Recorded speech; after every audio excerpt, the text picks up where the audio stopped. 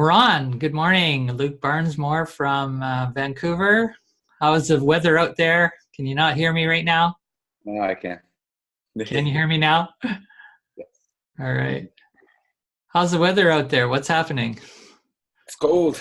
The cold has set in over the past 3 days. We've had ice on the ground in the morning. So but it's sunny, and it's been sunny for weeks, which is very, very unseasonable for Vancouver. So we're enjoying that. Okay, good for you. Good for you. How about you?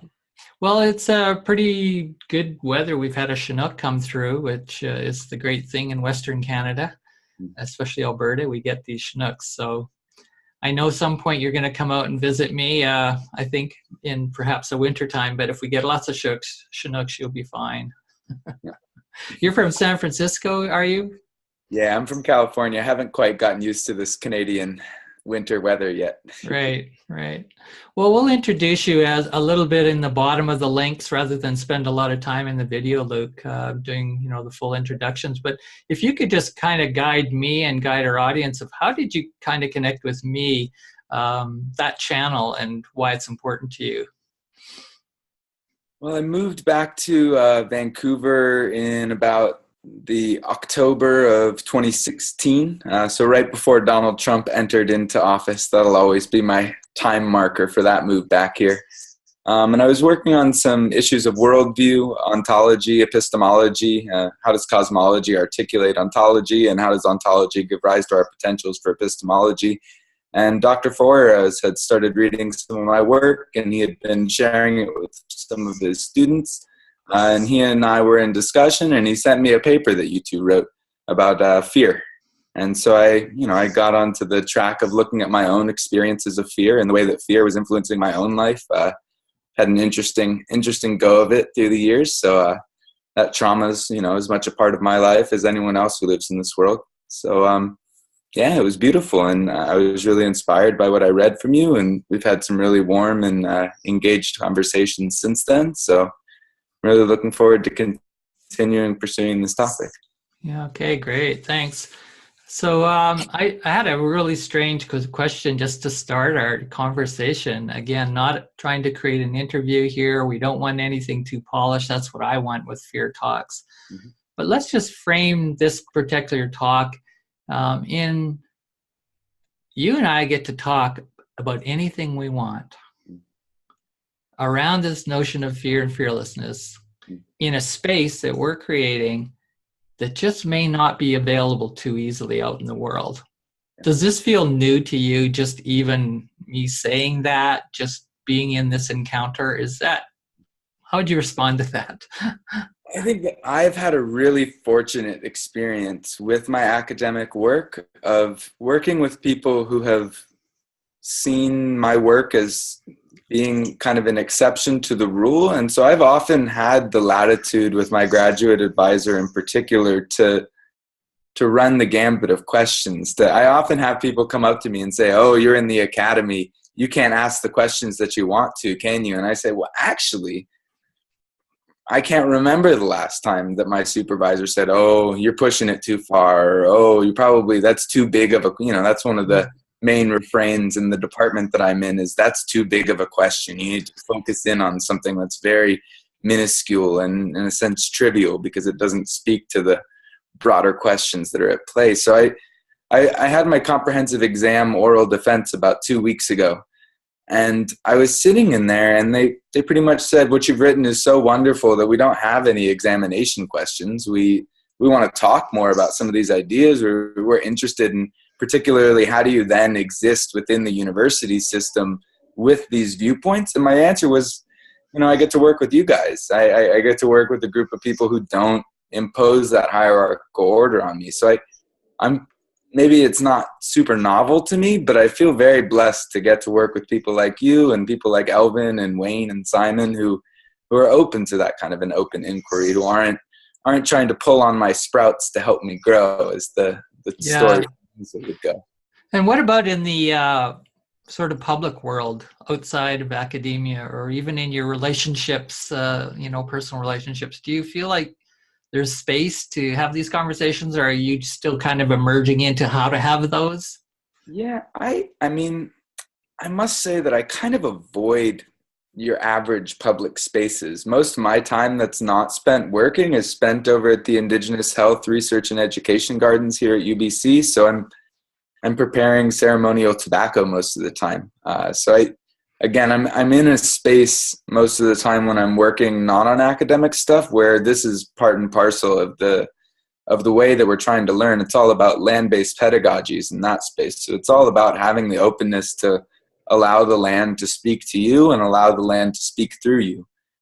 So in that sense, maybe this isn't the optimal answer, but I think that I have, perhaps due to fear, perhaps due to just enjoying a slightly calmer state of mind, I'm a little bit detached from the public space at times. I mean, I'm from the US, and so public discourse immediately goes back to the orange tyrant, and I'm waiting for the conflict to break out on that one. I think I can't do the reality TV show daily life with that anymore. So it's important. It's important context coming out of America, so polarized on just and viciously so.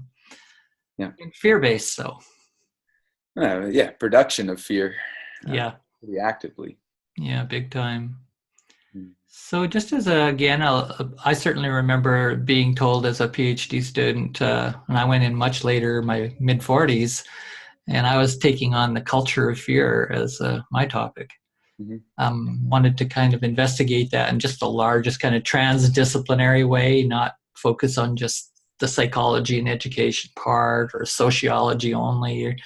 So I think, like yourself, a very broad transdisciplinary type thinker, philosopher type. And I remember that was the first thing they said is narrow that down. And of course, the first thing, then after that, it's like you have to define fear. Yeah. So how do you play with the whole defining fear? And you and I are in conversation. So here's a chance for you to kind of dig at me, and I'll kind of dig at you to defining fear. And I've already heard the words ontology, right, which is about the nature of being and how do we know that nature of being, I think. So feel free to, bring in more of your own background in philosophy, which I don't have in formal ways. Yes. So I'm kind of curious for us to just play with that. What are we talking about? And I said to my committee, I said, I can't define it. I'm going to explore it and inquire first. Yeah. I'm being led back to a quote from St. Augustine that kind of constantly plays in my head, which is, there's no such thing as good and evil. There's only good in the privation of good.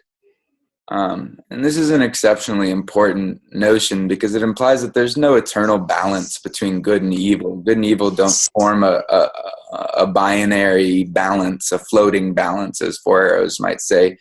It's like health and sickness. We're not looking to balance health and sickness in our life. We're trying to optimize health, and we're trying to stave off the causes of sickness. I've often heard in rather new agey Democratic Party. I'm from the Bay Area, of course, so I'm deeply steeped in the world of MoveOn.org and Spirit Rock and the whole where New Age Buddhism meets democratic politics.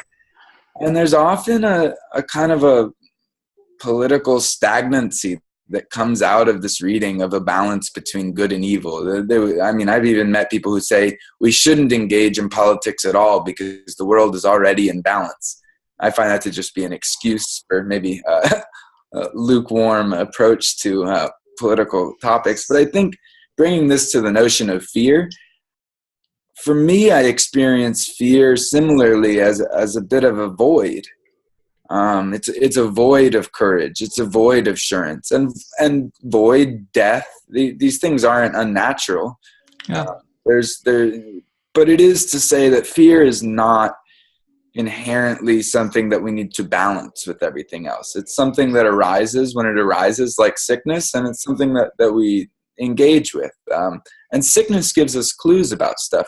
We get sick when we're out of balance. We get sick when we don't give our body the right food or water. We get sick when we're emotionally unstable. We get sick when we're mentally unstable. And so I think of fear similarly as pointing us towards instabilities. When we walk next to a cliff, the fear that comes in us is a natural marker that maybe our body is not quite stable enough to handle the trauma of falling off of that cliff. So it's, for me, it's not something that's bad, but it is something that we can mediate, that we can learn from, but that we don't need to accept as it is presently being cultivated and experienced in Western civilization and in society as a whole.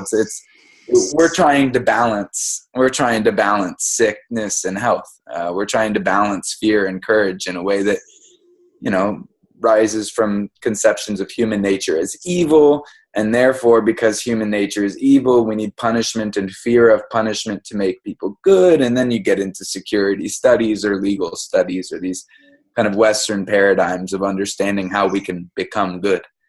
I wonder how you might define it in relation to that. Does that? Well, it's, there's so many ways. It's just like, if you ask me now and if you ask me in 5 minutes or 10, I would probably say something different. So it's that fluid, which I think is fun, because my main sort of inquiry approach was, I don't want to be coming from fear as I try to understand fear. Mm. Now, that may be just an ideal, right? It may be a particular standpoint. So I'll sometimes use this artificial, perhaps, but I think a reasonable approach of, what if I took a fearless standpoint on the way to study fear? Mm. So I think that's where it moves to an ontological standpoint or positioning. Not that I could prove that as reality, the truth, but it just seems an interesting place to inquire. And the reason is because fundamentally, look, I don't really trust the knowledge that we have about fear in this world. Yeah. And I'm talking about since I was a little pre-born, into born, and in developing and schooling. And why would I trust the knowledge on fear when fear is a power that is continually used against us to control us from all kinds of sources of domination in a dominant worldview, as you call it, an artificial worldview that's not in tune with the natural worldview, or as Foros calls the indigenous worldview. So you can see I start with this philosophical doubt, and that came not just intuitively. I can tell you, as a teenager, as a young person, I never thought about those things. I certainly knew what I call experiences of trauma-related fear, terror. And for lots of reasons, like yourself, we've experienced a lot. And yet when it came to that breakthrough in 1989 to really want to study fear, and I had a good reason to do that, because I thought somehow it was related to love in a very dialectical movement. As fear would move this way, it just felt like love was moving, and love and fear's right moving with love. Mm. That kind of dialectical relationship, so again, I wasn't looking at opposites, but boy, the New Age literature is full of them making them opposites. Yeah.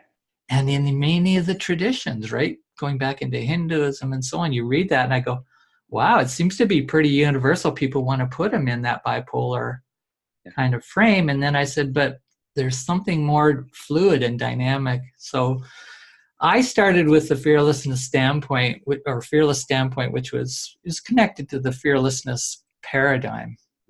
Mm. And I said, I don't think we've constructed the paradigm yet.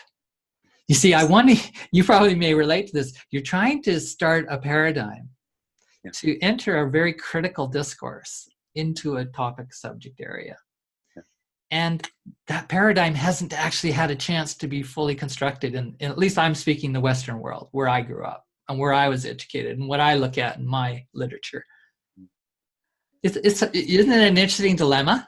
Well, and I think where you started with that, of the notion that, maybe we could say that the case study sample is a little bit tainted at this point.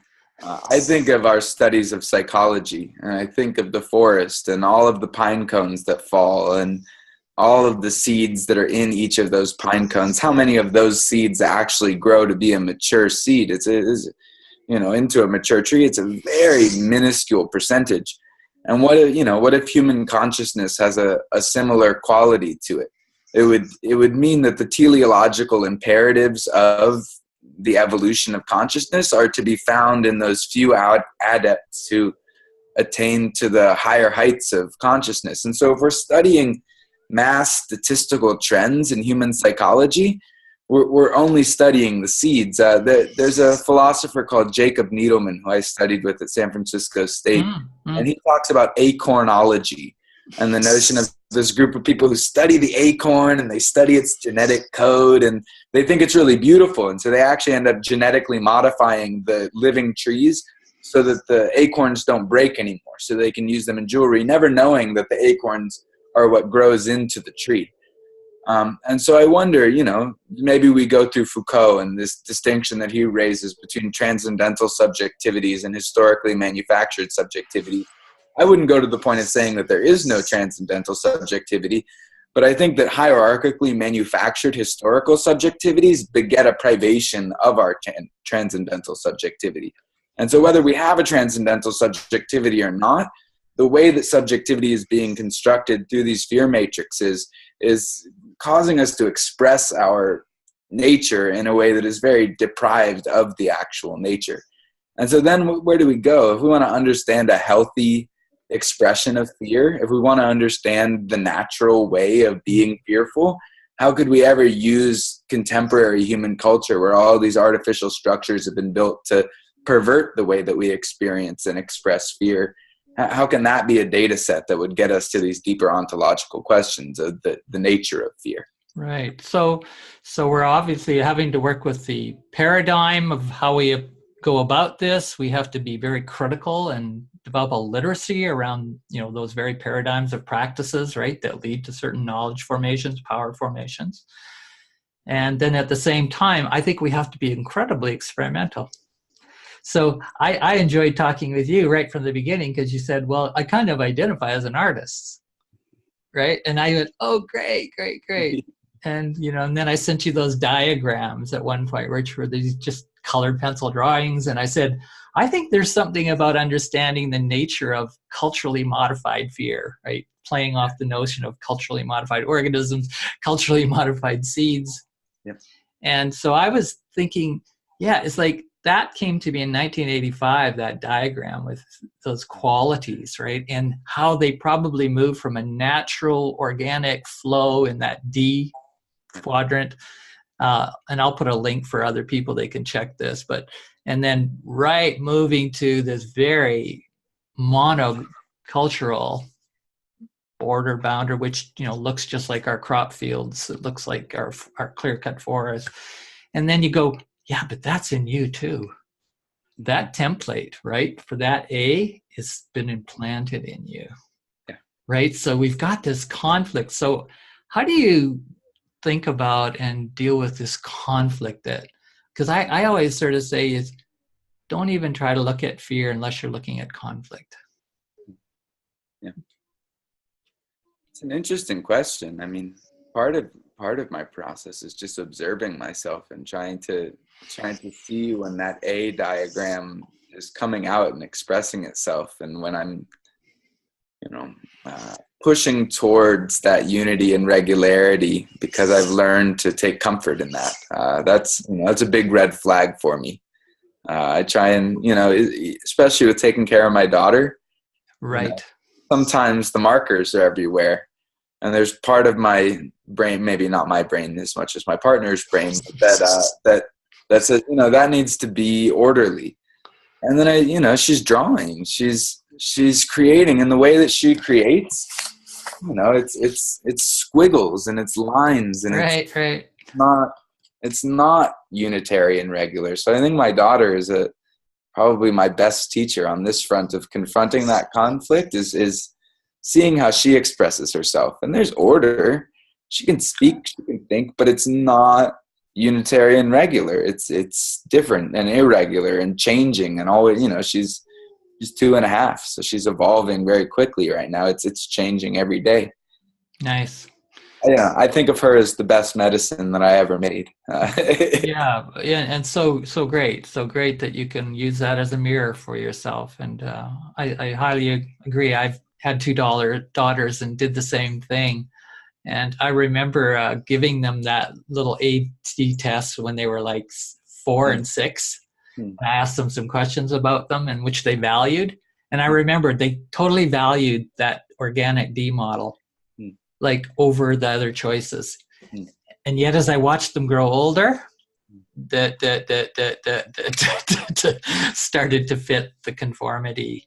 And, because I wasn't living with them full time, I didn't have full control of them and so on. So it's hard to watch, but I think it is a good mirror for certainly us as adults. And I sort of start with the position. I mean, let's face it, it's adults that are bringing on this world for young people. And I even call that adultism, right? As other people maybe have, there's racism, sexism, all the various isms. And I think we have a serious problem.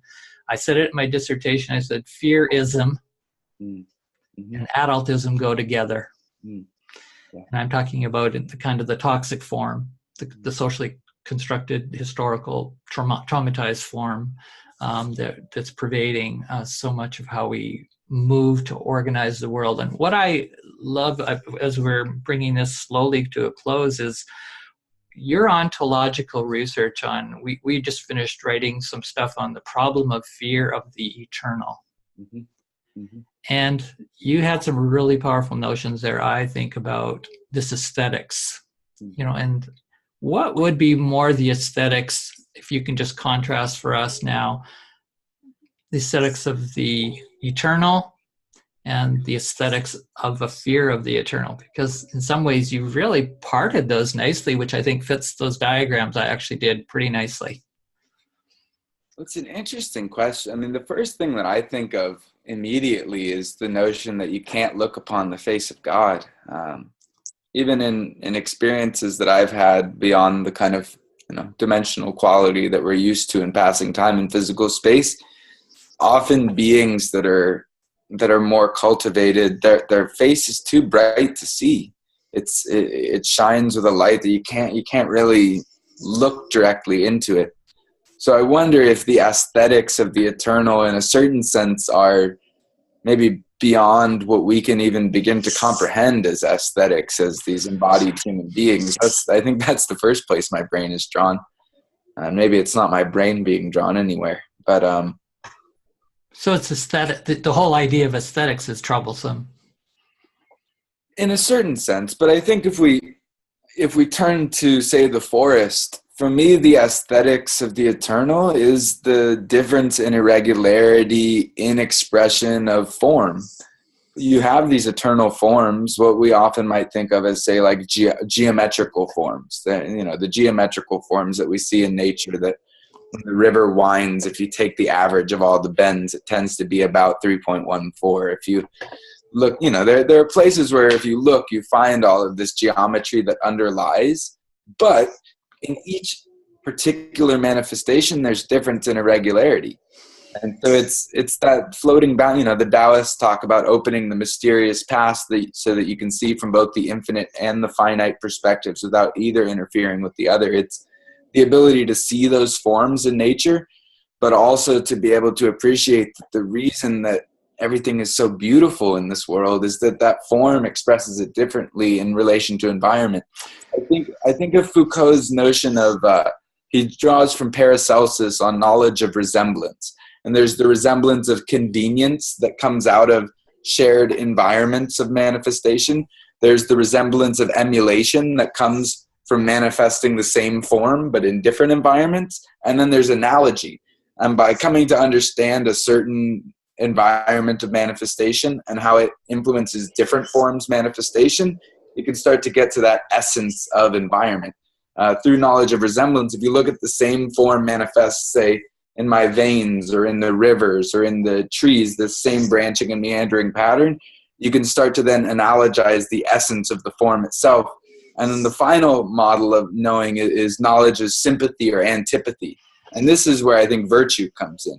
To understand the virtue of something is to understand the sympathy or antipathy of a manifestation with that eternal form that it's reflecting.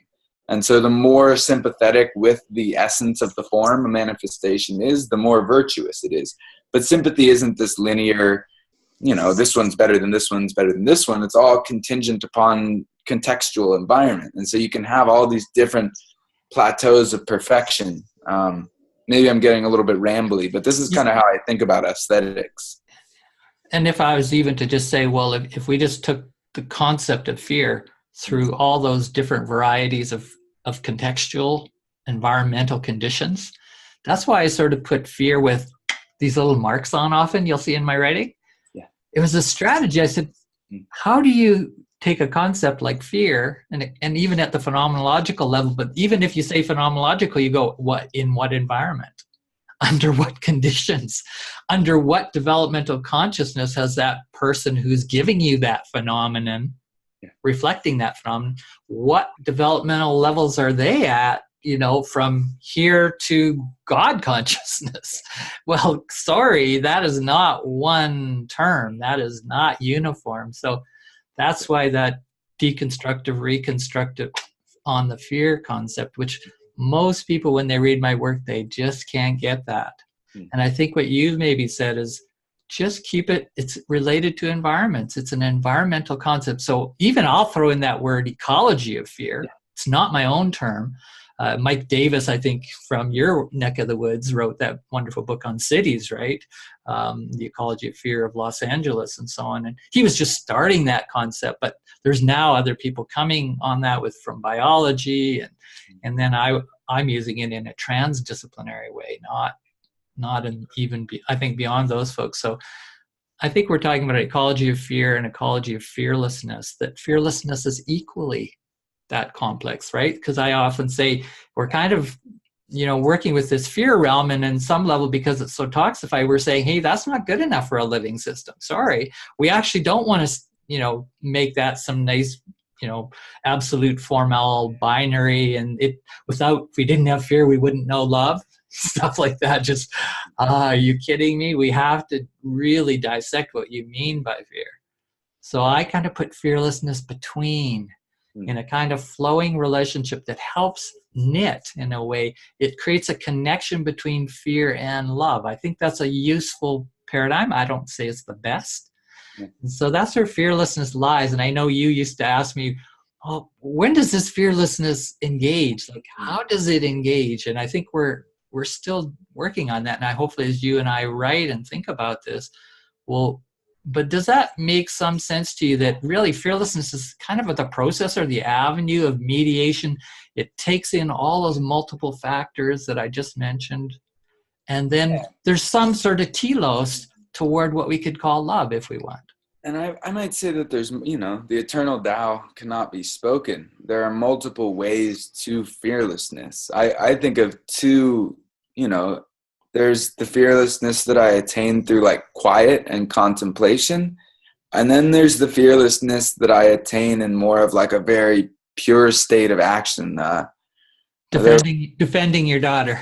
Defending my daughter, a car accident happens, something like that, that it's a very, very active and focused form of fearlessness, versus the other end of that spectrum is kind of a sort of disembodied contemplative fearlessness. And so what are these different paths to fearlessness, and what is it that we're coming into intimacy with in those? There's a saying that I've extracted from a Taoist text called the Secret of the Golden Flower. It was translated again by Thomas Cleary, much better than the original one that Jung was using. The climax of motion is stillness, and the climax of stillness is motion. And I think that in that climax of the contemplative, we attain a certain intimacy with the eternal that begets fearlessness. What is there to fear when you are eternal? And in that very active, focused state, I think we're coming through the other end of the polarity of climax, but we're again coming into intimacy with that more eternal aspect of self. And I would describe that eternal aspect of self as love. It is in that eternity, when we experience ourselves as the whole of being, that we truly reflect, love, gravity, attraction. This same form manifesting in these different spheres is all about things coming together. So when we attain that more eternal perspective, everything comes together, and we are in love in the truest sense of that. And those are the moments that I find myself to be without fear. In with. We have this either or, both and, in with. That's, to me, the most participative kind of way we can even vocabularize to start to create a groove, in a sense, so for a co-participative worldview. And Naksama. Yeah, what was that?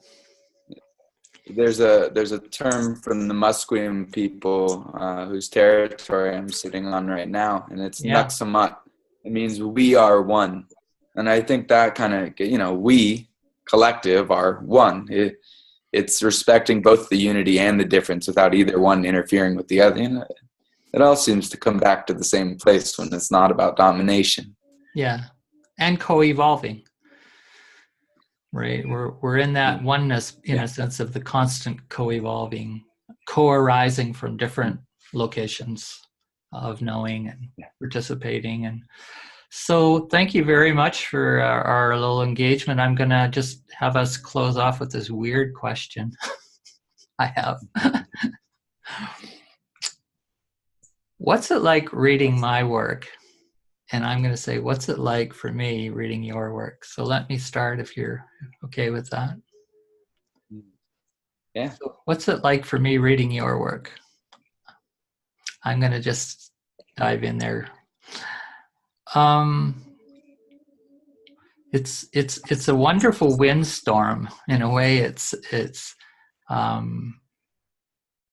so broad and so deep. Immediately when I watch how you work with fear or playing with fearlessness, but also the other work that is involved in your work. And going to the notion of eternity for me is very satisfying, because I think it is, quote, that greater other that really isn't as other as we think it is.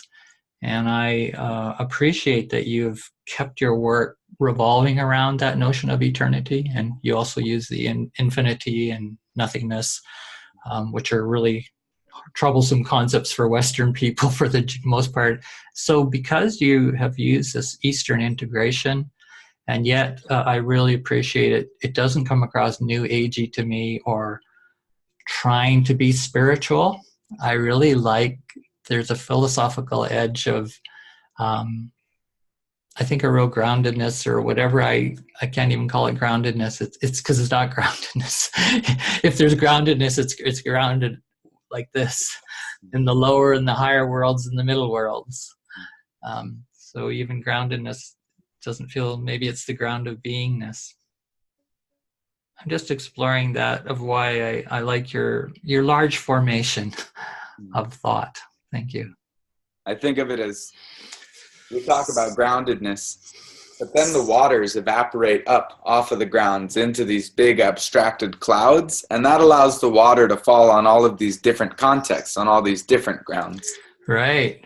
In a very, wonderful. You gotta have the sky-based pedagogies as well as the land-based pedagogies. Thank you. Yes. So in terms of the way that I experience reading your work, it's a very intimate, emotional experience for me, because it digs to these issues that are, one, very intimate with my existence, but two, not something, something that you guys talk about a lot that we don't talk about, fear. It's something that, in my experience growing up, you had to deny the existence of fear. You had to have all of these different mechanisms, be it the very fiery, angry mechanism or the cold, silent, detached mechanism for never being fearful, never showing fear. You always had to be down. You always had to be willing to, get up and run, or get up and fight, or do whatever needed to be done, and never show that fear. So I guess for me, it's a humbling process in many ways. It forces me to look at those parts of my life that I have tried to suppress for all of these years and really confront them. So I'm very thankful for you for doing all of the work that you do. I think in terms of the medicine that we need in this era, this is one of the key lessons that we need to learn. All this, if we want to get to fearlessness and do what we need to do to not cause mass extinction on the planet and kill each other off with nuclear bombs or whatever else, we first need to realize that we are fearful. We second need to realize these matrices of fear that are being used to produce that kind of constant state of fear. And then we need to start on this healing process of coming to terms with that and transitioning to fearlessness. But raising the question itself, I think, is the key at this point. Just telling people, one, you probably are fearful, even if you're not aware of it. And two, it might be even more deadly for you if you're not aware and you're constantly having all these fear mechanisms going off, and you're constantly, all your social situations are being influenced by this fear, and you're not aware that that's what it is. You know, we're often not very aware of our internal processes in this world. So, and aware of the water we swim in. Yeah. Tell me about it. Living here on campus at UBC with 40,000 undergrads and 20,000 faculty staff and 15,000 grads, 100,000 people a week, and just all constantly scared and anxious. And there's a new tool that the university has to what is it? Recently they've introduced the course average. So not only do you get your grade, but next to your grade, it says what the average in the class is. So it's, once again, it's not about attainment at a personal level. It's all about how does your attainment stack up next to everybody else's attainment. And, you work 2 jobs while you're going to school? Tough luck. You're going to have to compete just as much with those youngsters who are driving around their M5s and, $200,000 car is their first car. So living in a factory of the production of fear is intimate with those waters. Thanks for sharing that. I mean, I think all I can say is what I say just to remind myself too is, and wherever fear is and shows up, so also will the spirit of fearlessness therefore be. It's just a matter of which we want to focus on, what we'll see. And we need to focus on both. That's all I'm saying. Let's at least do 50-50 and see how that changes things. Thanks for this today, Luke. Thank you. Look forward to writing and talking again. Bye-bye. Forward.